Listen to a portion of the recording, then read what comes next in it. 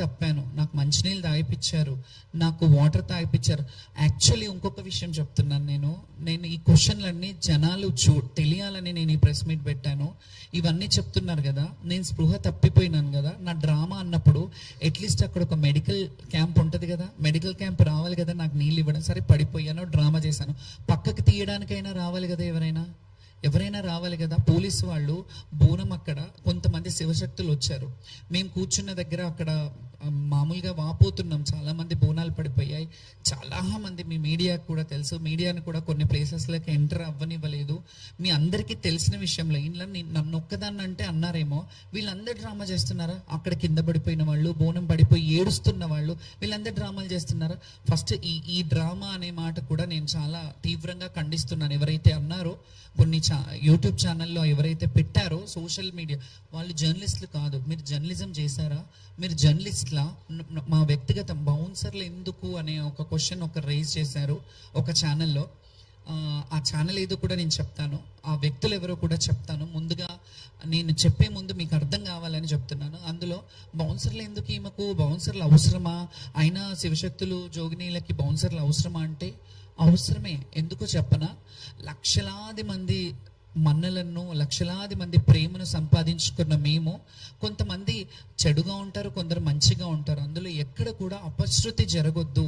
మేము బోనాలు తీసుకెళ్లేటప్పుడు తెలియక కూడా అత్యుత్సాహంతో, అతి ప్రేమతో వాళ్ళు మా మీదికి పడి ఫోటోలు దిగాలని, ఫోటోల కోసం ఎగబడుతుంటారు. ఈ విషయం మీ అందరికీ తెలిసిందే, మీడియా వాళ్ళకి. ఎందుకంటే మిమ్మల్ని కూడా తోసేసిన సందర్భాలు ఉన్నారు, మీరు కూడా చాలా మంది నా బోనానికి కింద పడ్డ సందర్భాలు చాలా ఉన్నాయి.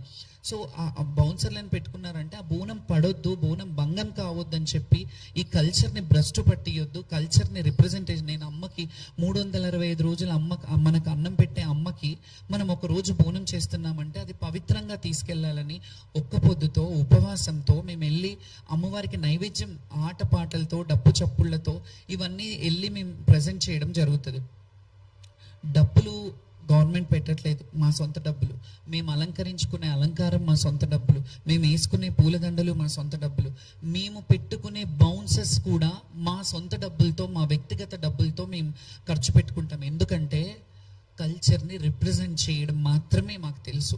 కల్చర్ని రిప్రజెంట్ చేయాలి, మేము బోనాలు తీసుకెళ్ళాలి, అమ్మని, తల్లిని చూడాలి. సంవత్సరం అంతా ఎదురు చూసే ఘట్టం ఏదైతే ఉంటుందో, ఆ సికింద్రాబాద్ ఉజ్జయిని మహంకాళి కావచ్చు, ఎల్లమ్మ, బల్కంపేట ఎల్లమ్మ కావచ్చు, ఏడుపాయల దుర్గమ్మ కావచ్చు, కొమరవెల్లి మల్లికార్జున స్వామి కావచ్చు, ఐలవేణి కావచ్చు, మేడారం సమ్మక్క సారక్క జాతర కావచ్చు, అక్కడ అన్ని వేలాది లక్షలాది మంది శివశక్తులు, భక్తులు అందరూ వెళ్ళడంలో, శివశక్తులు కొంత ప్రత్యేకమైన అలంకారాల్లో ఉండడంలో తప్పే ఉంది.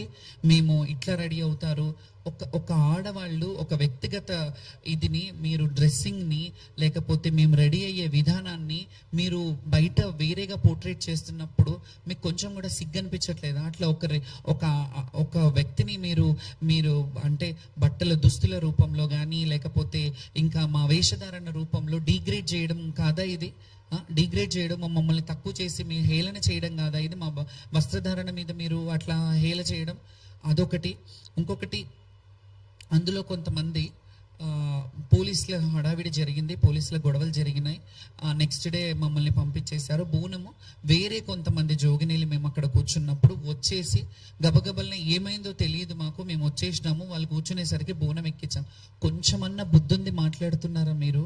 శివశక్తులకి ఈ మాట చెప్తున్నాను. నేను ఏ రోజు కూడా ఇవన్నీ పక్కన పెడితే, నేను ప్రభుత్వంతో కొట్లాడానా, ఇవన్నీ కొట్లాడానా పక్కన పెడితే, నేను డైరెక్ట్ క్వశ్చన్ ఒక శివశక్తులకు వేస్తున్నాను ఈ సవాలు. ఇన్ని రోజులు శివశక్తులకు మేము ఏదైతే చేస్తున్నామో, శివశక్తుల గురించి పోరాడుతున్నామో, ఏ రోజు నా గురించి పోరాడలేదు. నా గురించి ఒక్కదాని గురించి అయితే, నా గ్రీన్ కార్పెట్ కాదు, 7 కలర్స్, ఆల్ కలర్స్ కార్పెట్లు వేసేస్తారు. నా క్యాలిబర్ ఏంటో నాకు తెలుసు, కానీ నేను ఏ రోజు అలా అడగలే. మా శివశక్తులకు ఒక క్యూ లైన్ పెట్టండి, మా బోనాల వాళ్ళు ఇన్ని కిలోల బరువును ఎత్తుకొని ఉంటారు, మా బోనాలు ఎత్తుకునే శివశక్తులు, బోనాల వాళ్ళు కానీ మహిళలు ఉంటారు, చిన్నపిల్లలతో వస్తుంటారు, చిన్నపిల్లల్ని, బిడ్డలని, చంటి బిడ్డల్ని ఇళ్లలో పెట్టి బోనం ఎత్తుకు చెప్పుకోవాలి, అమ్మకు ఆ రోజు బోనం చేయాలనే తపనతో చాలా వేలాది మంది భక్తులు వస్తుంటారు.